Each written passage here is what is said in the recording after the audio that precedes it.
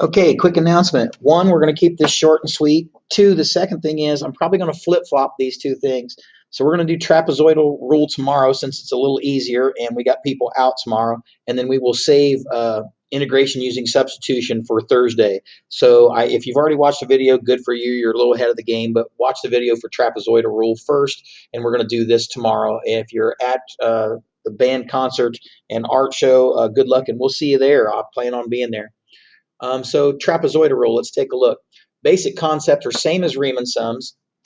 What we're going to do is we're going to take, in this particular case, I've got y equals 1 minus x squared from 0 to 1. So I do the same thing I had before. Upper minus lower divided by the number of rectangles gives me 1/4, which is delta x, which is going to represent the width. It's also going to represent what I'm going to be plugging into the function. Okay, the basis of me plugging things into the function. Now, up here, I need you to remember that the area of a trapezoid, if it's sitting up like this, is 1/2 height times base 1 plus base 2, something to this nature, okay? So if I'm going to come up with a formula for this, this is 1/2, this is the 1/2, this is the width, which actually in this case is the height, and then here are all of the base 1 plus base 2's in there. Now I want you to recognize something. Notice I've got one of these, which is 1 minus 0 squared. Okay, I've got two of these, 1 minus 1/4 squared, two of these, 1 minus 2/4 squared, two of these, 1 minus 3/4 squared, and one of these, 1 minus 4/4 squared.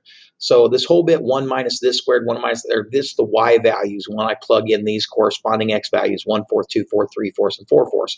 Why I've got two of these is because the farthest one on the left only serves as the base one time, because it's the base of this first triangle. Okay, it's base 1. The one on the right only serves as a base one time because it's the base of the last. In this case, it's a triangle, but it's, it's for a trapezoid.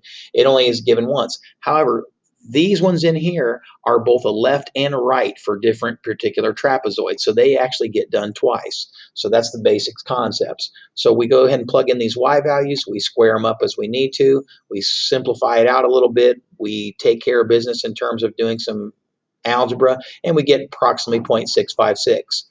And here we have area actual area is 2/3, which, crazy as this sounds, I actually did this on a TI Inspire, and I'll show you how to do this tomorrow too. So it's trapezoid, even with only 4, is pretty darn close. 0.656 versus 0.667. We're going to do a couple problems tomorrow. One of them will probably be number 1. One of them will probably be number 3, and then I'll probably make up some ones because they did some stupid stuff after that. Yeah, let's do all that. I don't feel like it. All right, thanks. Have a good evening.